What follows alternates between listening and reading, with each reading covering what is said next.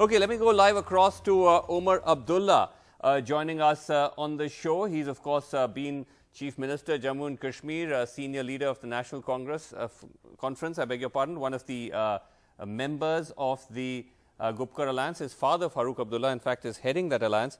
Omar Abdullah, thank you so much for joining us. This is the first time we're getting to talk to you, actually, after you've managed to come out from detention, from arrest.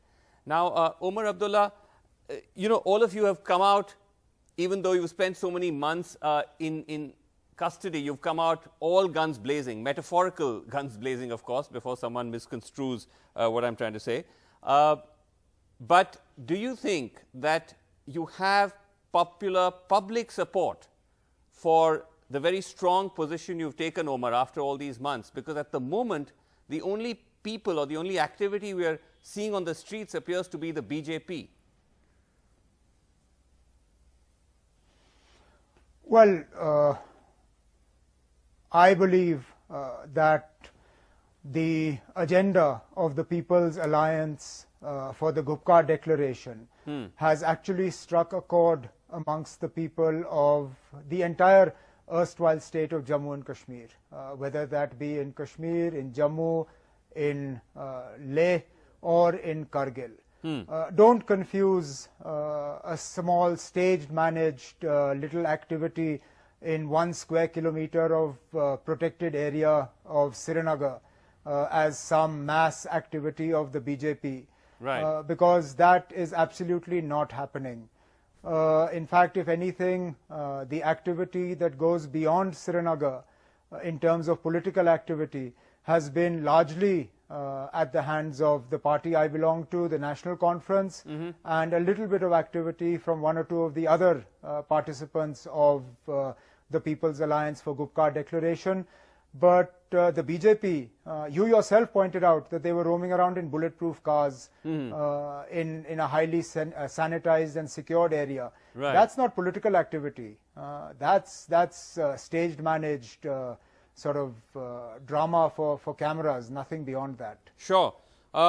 So while you may say that, Omar, and there may certainly be some substance in that as far as the Valley is concerned, that the BJP is kind of choreographing these protests, but at the same time, Omar Abdullah, we're not seeing any other protests. We're not seeing people come out on the streets in the kind of numbers that one would expect if there was genuine anger against what has happened. But we're not. Why do you think that's not happening? Why do you only gauge anger by protests? I mean, the fact is that anger can have undercurrents. Anger can have different ways of manifesting itself. I mean, the fact is that you have a highly alienated population in Kashmir today. A large number of youngsters are ready to join the ranks of militants. In fact, a number of militants that are getting killed at the hands of security forces are those who have joined militancy post 5th August 2019. The fact that parties like the BJP and other central sponsored parties are unable to conduct any political activity whatsoever is another manifestation of this popular anger or the popular resentment against what was done to Jammu and Kashmir on the 5th of August last year. You know, the problem is questions like this and sentiment like that you're not seeing protests is somehow seen as an incentive for people to come out. You know how protests are dealt with here. You've seen it in the past, in 2016, in 2010, in 2008. Right. I think you should compliment the people that even though they are angry, even though they are bitter, even though they are resentful of what happened last year in August, they have not given vent to their feelings and come out on the streets and given the security forces a reason to use excessive force against them.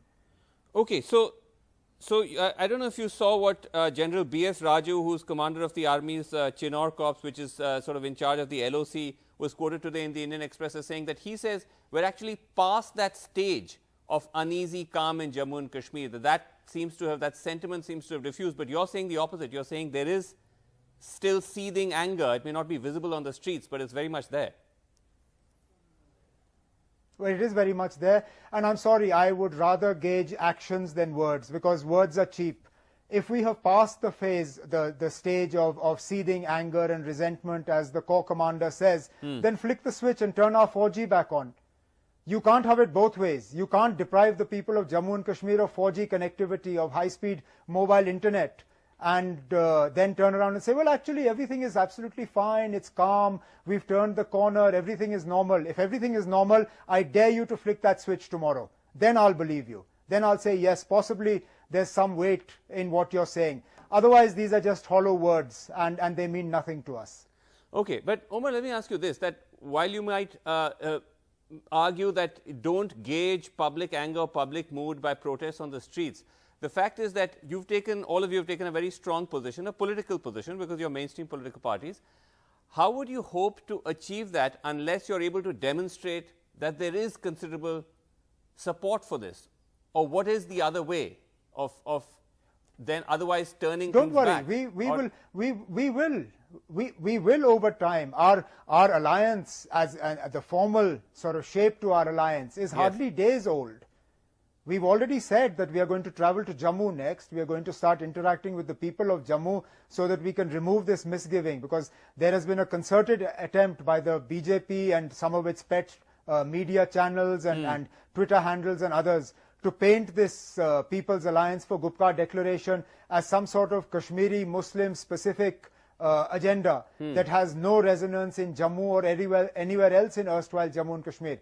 And that's why we are taking our first meeting now to Jammu. We hope to interact with people there, remove the misgivings that people have there, and make it very clear that what we are talking about is not specific to any particular region, it's not specific to any particular religion, it's not specific to any particular political party or ideology. What we are talking about is for the entire state, erstwhile state of Jammu and Kashmir. And it's not just a political fight, it's a legal fight. It's a fight for the constitution.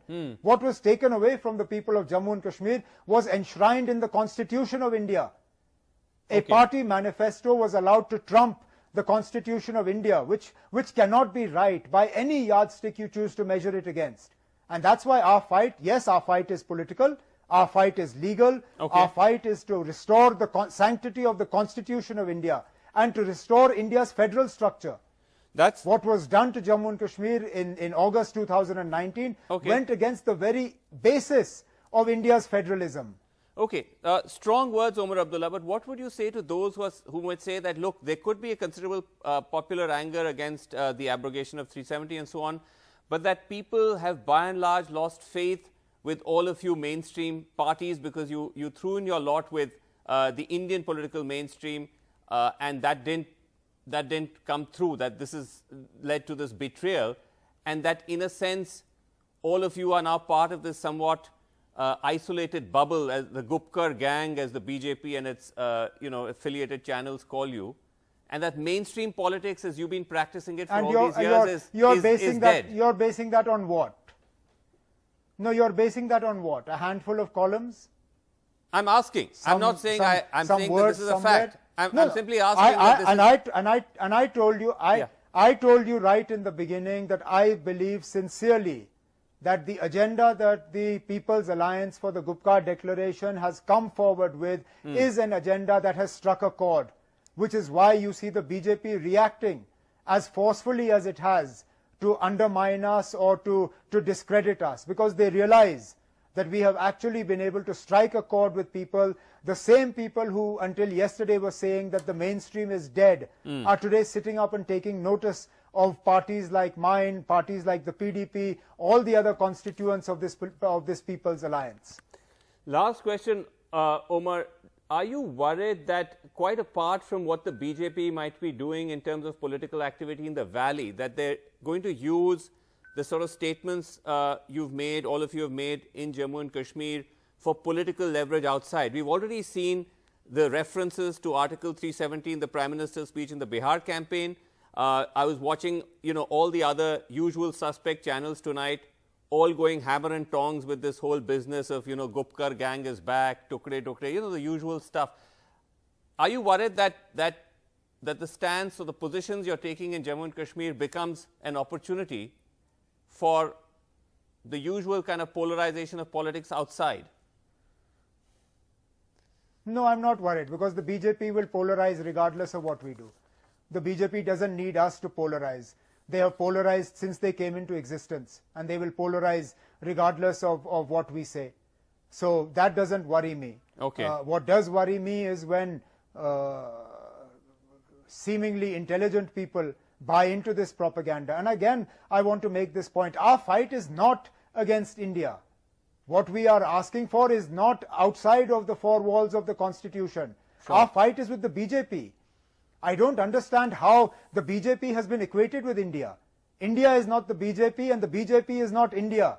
And therefore, I beg to disagree with those who somehow seem to have convinced others that what we are talking about is somehow anti-national or anti-India. As I said right in the beginning, our fight is to restore the sanctity of the Constitution. Okay. What Jammu and Kashmir lost last year had been enshrined in the Constitution, right, given to us by the Constituent Assembly, made up by the founding fathers of this country.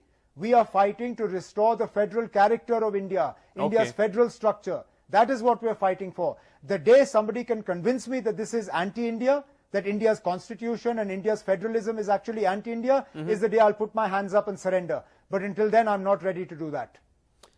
All right, strong words. Thank you very much, Omar Abdullah, for joining us. Thanks very much indeed.